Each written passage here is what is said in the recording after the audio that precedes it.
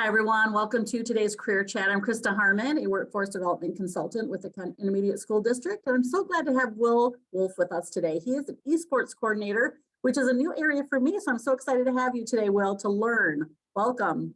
Yeah, thank you very much for having me. I'm so excited to have this conversation today and just, help educate people about what the job field is like right now.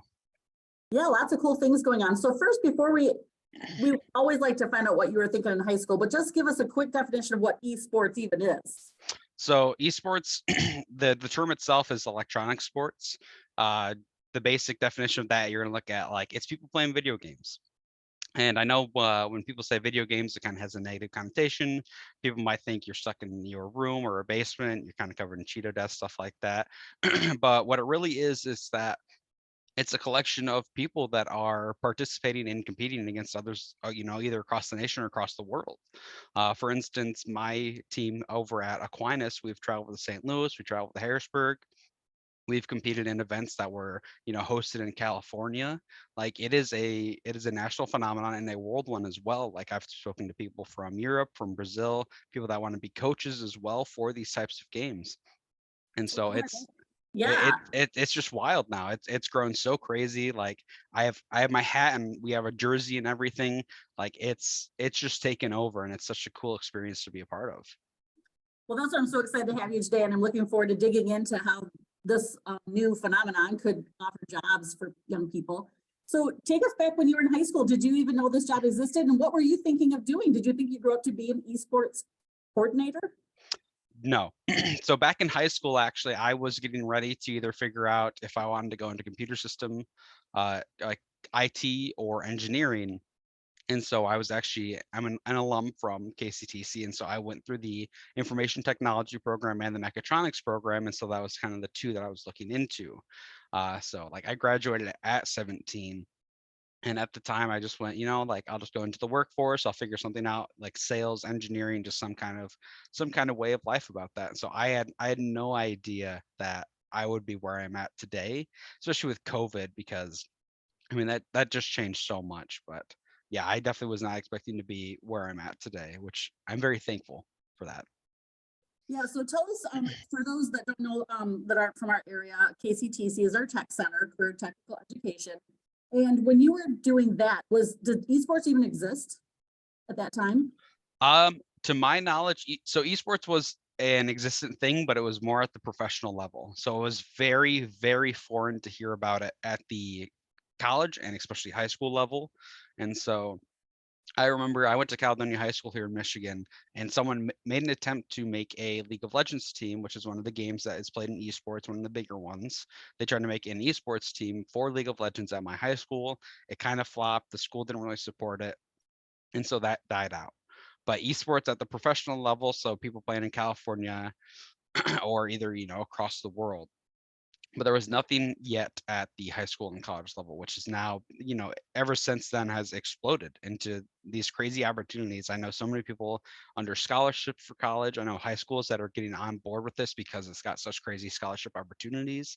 Like I keep saying, like it has exploded. It's exciting, and so I'm very happy that we've gotten here so far. When you graduated from high school, you were thinking sales or engineering. What was that next step for you as a young person? How did you even make the decision of the day after graduation? Now what? What was that path for you? So the day after graduation, it came down to, my parents were very adamant about me going to college to figure that out. And so I signed up for classes at Grand Rapids Community College, or GRCC as it's more, colloquially known. I signed up for classes there and I did a fall semester, and I dreaded it. It was not for me, academics. I was already tired of high school. And so I got out of college after that fall semester, and I actually had an opportunity that came from a family friend to work at a call center, which I was at the time I was working as a dishwasher, and then I was like, you know what, the call center is going to pay more, it's more hours, so this will just be something I do until I figure out what's next for me. Maybe I can find an intern or an entry level IT or engineering job, and then that led to a sales and marketing position where I was selling robotics and industrial machining or machinery, and I mean, I was just kind of dead set on like, I'll just probably be doing this the next like 5, 6 years of my life, and then I'll figure out something else later. COVID hit, and that company actually had to do a lot of layoffs. Unfortunately, I was one of them. And during that time period, I had got asked, this was 2019 fall when I was getting, before COVID and all that. And I had a friend that was going to Aquinas who was a cheerleader at the time. And he hit me up one day. He goes, "Hey, like my school is making an esports program and they're looking for volunteers to do shoutcasting." Which, if you don't know exactly what shoutcasting is, think of like a football announcer, like you're doing commentary over the games and all that. And for me, growing up with this, the game I play specifically has been around for 13 years. So when I was 16, 17, the game was still going fairly strong and the pro scene was developed.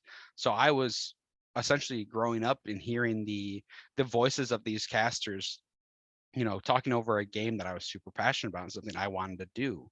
Like it was always just something that I loved. And so now I had the opportunity to do it for a college.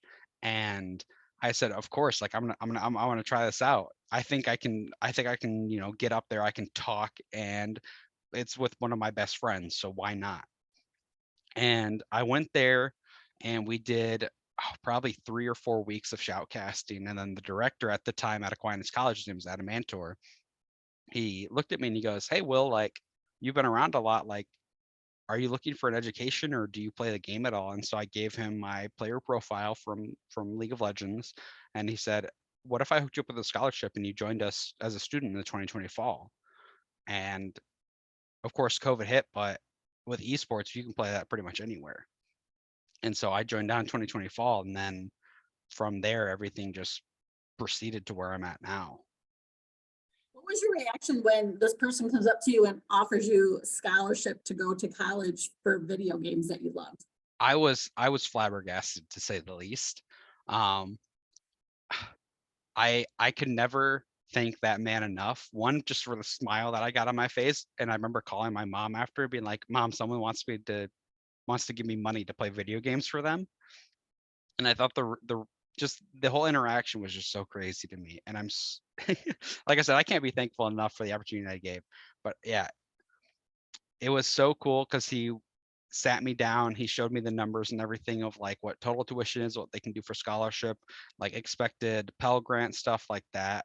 Every breakdown that he could. He was super insightful and a very nice person to talk to, which at the time, of course, eased the process because I've been, 2, 3 years out of college.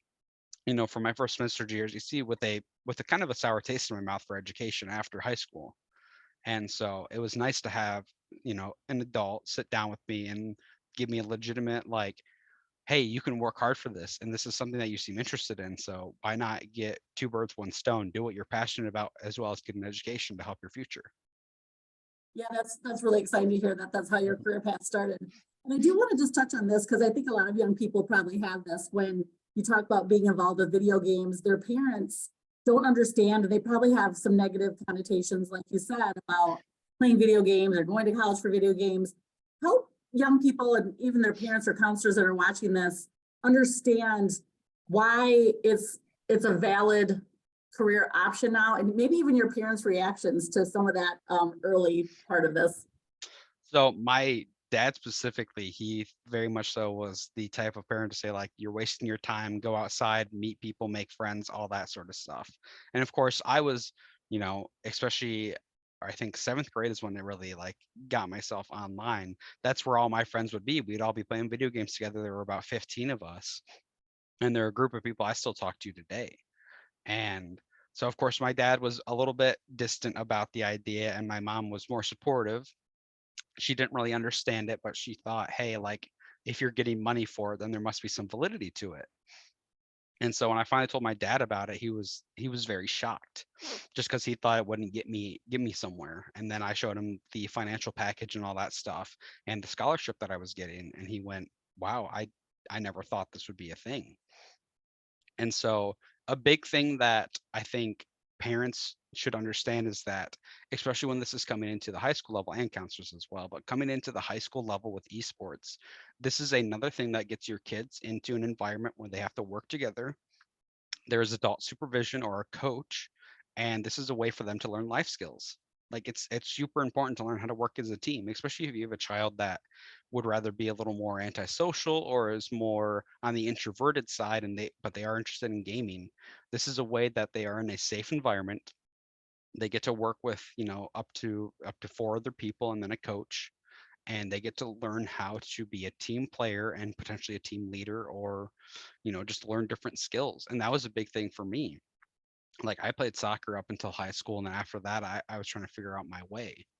And then when I finally got into college here at Aquinas College and then esports, like I had to meet all new people. We had a new coach who I've never had met, and then from there on I began to learn what it means to be a team member, like truly. Like you can learn that from the workforce and all that, but at the time I'd bounced around between being a dishwasher and then working in a call center, so I was kind of on my own for a lot of my work. And so going here now, like it's a job. Like it really is. Like we have scheduled practice times, we have requirements for how much we need to do each week, what games we need to be playing, stuff like that. It's a way of getting a schedule as well as kind of getting disciplined about life. That's fascinating. So for some of us that don't really know all about esports, why don't you help us understand what the team is about, and then part of what your role is then? And maybe I guess even from a student to it's a paid position for you now. Mhm. So help us understand just kind of that global perspective of what's happening. Yeah, so I mean, as a student, it's entirely a team thing. A little bit about myself, actually. I came in and I became a starting player on my first semester here. We had essentially an entirely new roster for our game. So a little bit of umbrella. Esports is a very umbrella term. So we play in different games as well under that. So let's say esports is the umbrella term. Then below that, there's different games: League of Legends, Overwatch, Valorant, Super Smash Bros, Rocket League, and a whole bunch of other ones depending on the school. They have to, go through their own approval process, but that's the five that we're doing. And so from there, as a student, like it's entirely a team thing. So my first semester, I was a starting player, and then at the by the end of the semester, I had actually gone on academic probation. So I went and got I think 1.8 GPA, and completely just like messed up my first semester here at Aquinas. I was a very poor student about it. And I watched the aftermath of what that was like. So going into that spring, they had to find other people to fill the spot that myself and another player had left open.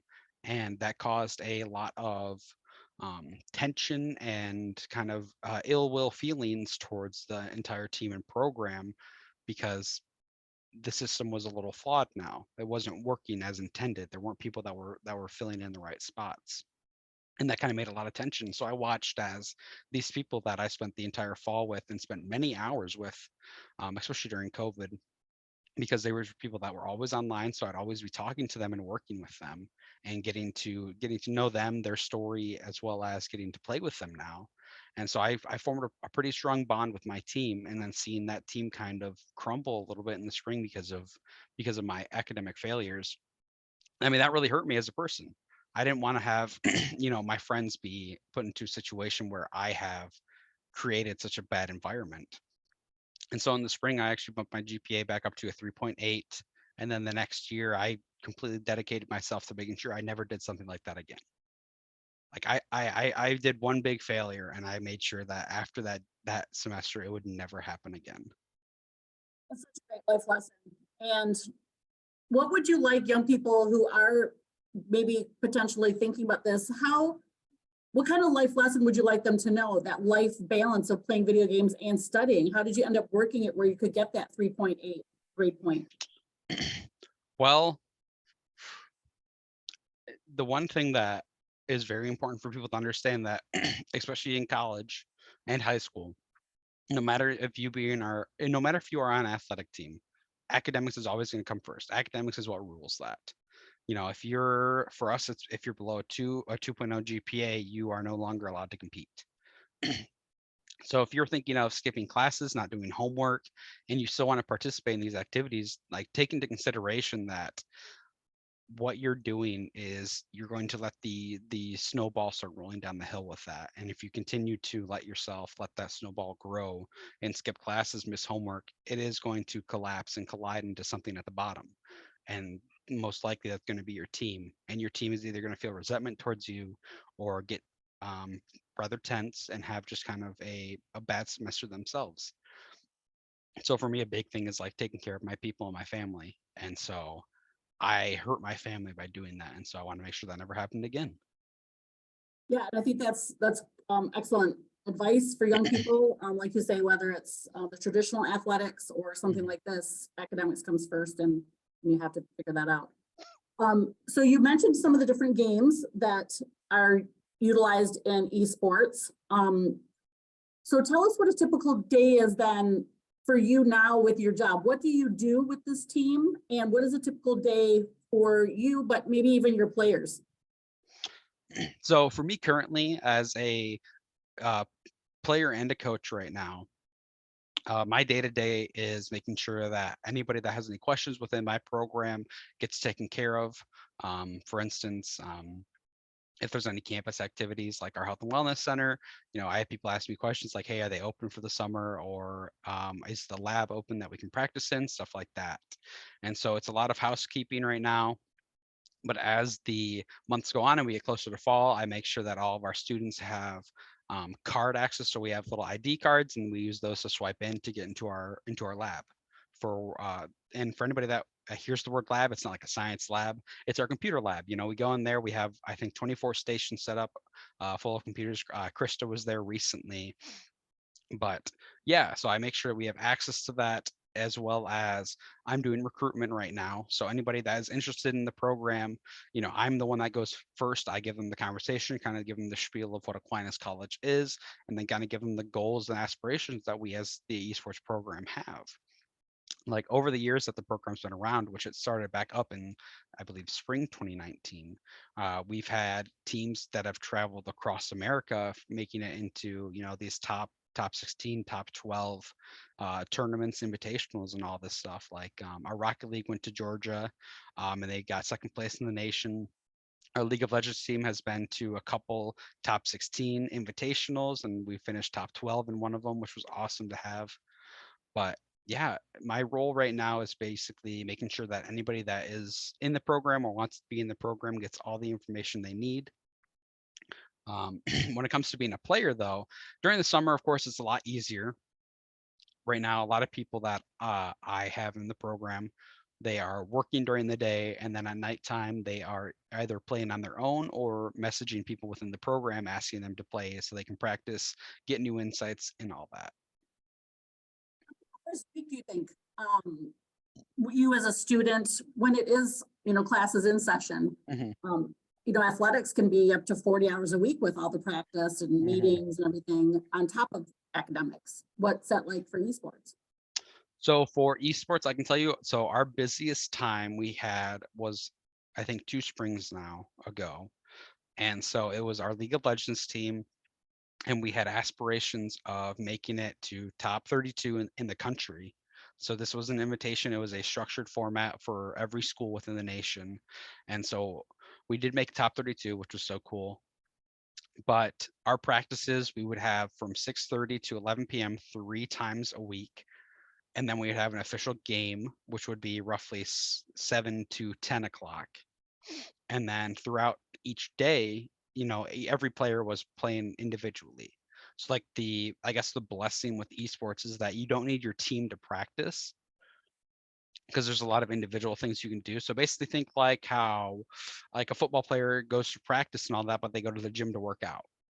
Our working out is us playing on our own. We're able to play on our own.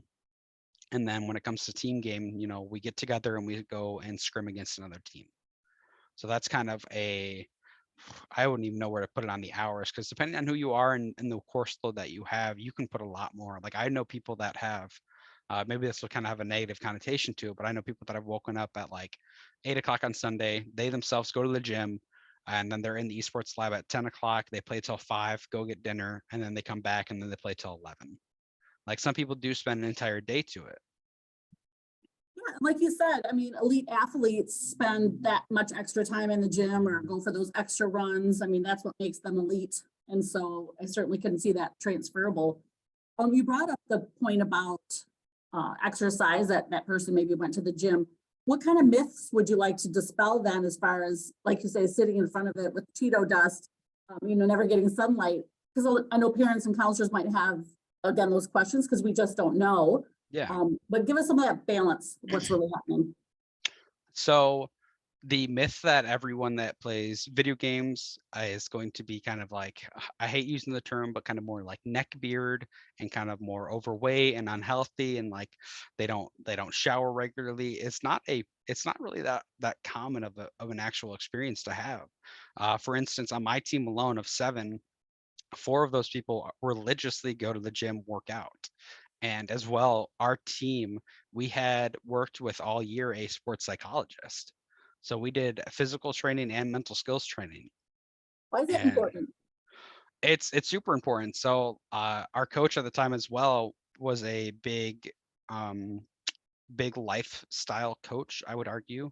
And so the idea of a healthy body and healthy mind is super important to us, because video games are a lot of quick movements with your hands as well as quick thinking with your mind. And so if you have a mind that is sluggish or not working, to the best capacity, then you are going to get outshined. Like, you don't want to put your team at a disadvantage. So going to the gym for a morning walk, or going to lift weights and then having a good breakfast is super important. And we've always had the philosophy of, like, if you have a game day, like, don't drink, don't do anything that's going to mess you up, especially the day prior. Like, that's just going to cause problems for you, which then will cause problems for your team, and then there's a whole other issue after that, than rather just losing the game. Like you say, everything that you're talking about is very transferable from the traditional athletics into this team. So you mentioned your job, which is the esports coordinator. You mentioned the coach. You mentioned shoutcasting. Help us understand all the different occupations that are starting to put this worldwide phenomenon together. What kind of job potentials are there for young people? Yeah, so I guess we'll start at the very base level. Like, the way that you have an esports scene is by having people that are good enough. So the players, if you're dedicated and you have an apt skill towards the game, you can become, maybe a professional, maybe amateur, join whatever scene you'd like. But the base level, there's going to be players, and then after players, of course, there's going to be coaches, the people that are going to be their support system, which there can be a large range. Or they could be a head coach, an assistant coach. There's positional coaches, which is something, I don't know if it's specific to League of Legends, but I know that it's a term kind of used around the area, which is going to be someone that specializes in a focal point within the game. So for instance, you have 5 people on a team in League of Legends. They all have different roles. A positional coach is going to be someone that works specifically with that player to just help them individually, and then the head coach is going to be the whole idea, the whole team package and all that. And then going from there, you're going to have people that manage the team. So different levels of management, people that make sure that the equipment is running well, that they're getting, they have, cool hats, jerseys, different kinds of apparel and all that, is looking at sponsorships. Then after that, you have people that are going to be running production. And so that's a big thing with esports, is that all of our games, especially at Aquinas College, I know we do it, but all of our games are live streamed on Twitch. And for parents that don't know what Twitch is a live streaming platform. It allows people to, it's pretty much like if your kids are watching Minecraft on you, or watching YouTube, and they're watching some Minecraft video, they could do that, but they can also watch someone that's live doing it, and they can kind of talk to other people or talk to the creator, the person that's making the content. And so with us, you're going to have people that are shoutcasters. Generally speaking, there's 2 of them. Sometimes there's more. You have IT. They're going to make sure that all the computers are running well for your players. They're also going to make sure that all the computers are running well for your stream. You want to make sure that you have good audio levels. Everybody can hear the game, hear the casters and all that. So generally, you're going to have like a production manager. They kind of keep an eye on everything, make sure that the casters can just talk about the game and do their jobs, while the production manager is most likely going to be changing scenes, doing replays, and kind of assisting to make sure that the casters, when they're talking, there is something exciting happening on the screen. Then after that, you're going to have digital art. Esports is really big when it comes to social media. So basically, Twitter and Instagram are the big 2 right now. But you're going to need people that are making digital art graphics.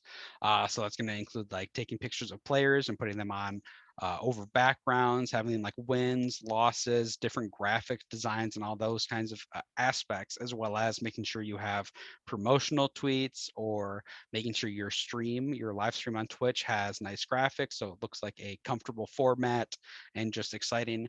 And then it goes further into that. So you're going to have the head of the company. Let's say if it is a company or a school, like for a school, it's going to be a director. For a company, it's going to be like a CEO or a CO, and then they're going to be the ones that are overseeing everything and making sure it all works together. And it's not that there's one person that's going to fill each job.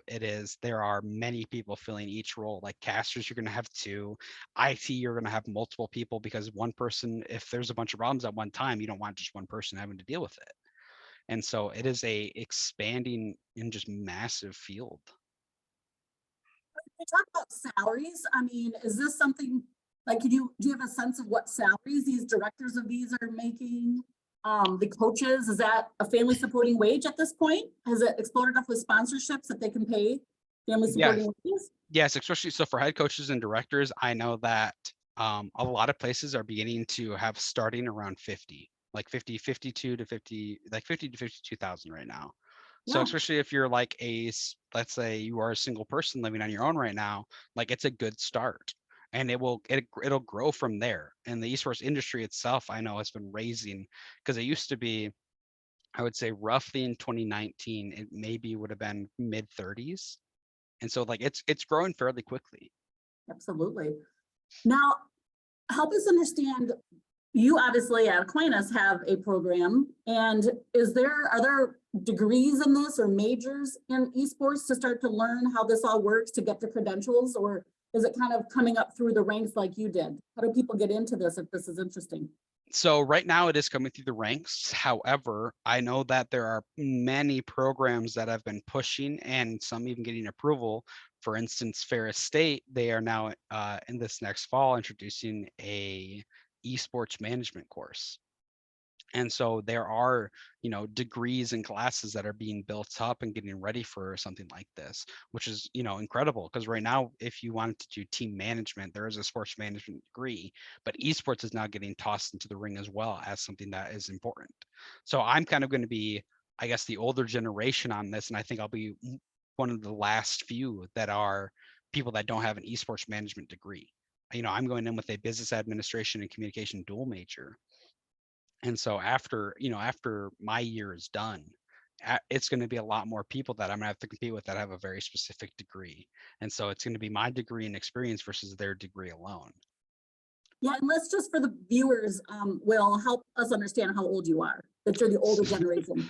So I am a little bit older. I graduated back in 2017. And so I came in as a freshman in college at 21, which was very interesting, because I would have professors that would make jokes just about like going to a bar, for instance, let's say, and not like anything in poor taste or bad, but they'd make like a joke about it, and then I would kind of like not agree and laugh and be like, oh yeah, like I've been there, it's a good time.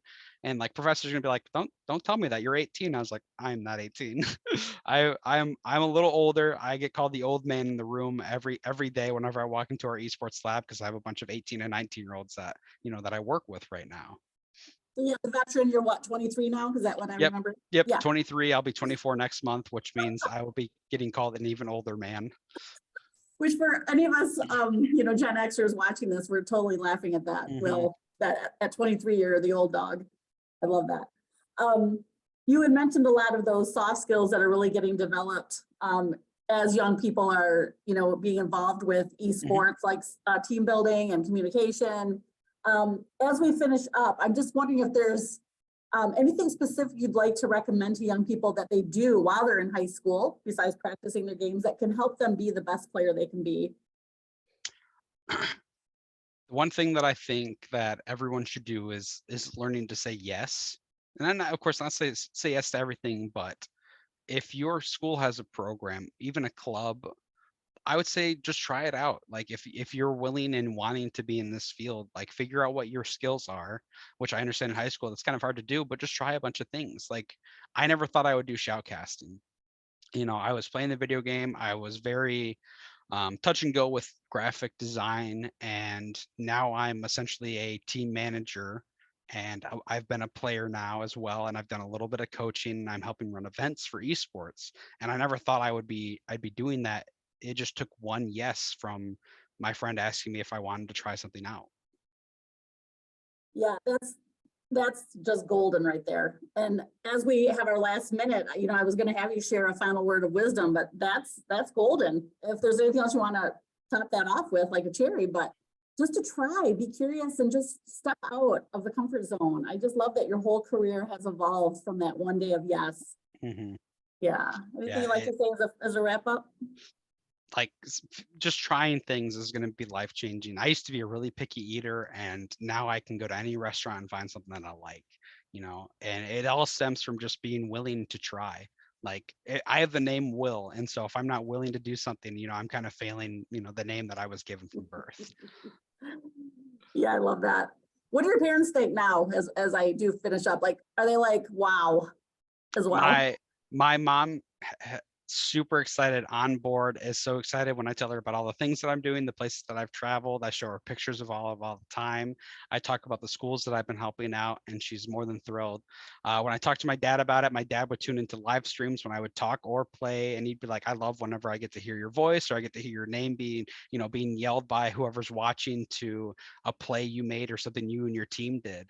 And so like they did a complete flip around, because it took time, but it was something that was proven to them that this is something that, one, I wanted to do, and two, could get results. Well, I hope that today's career chat will help educate another group of people, Will. And I really appreciate your time being here with us today. Thank you so much. Yeah, thank you so much for having me. I was happy to come on today. Great. Have a good day now. You as well.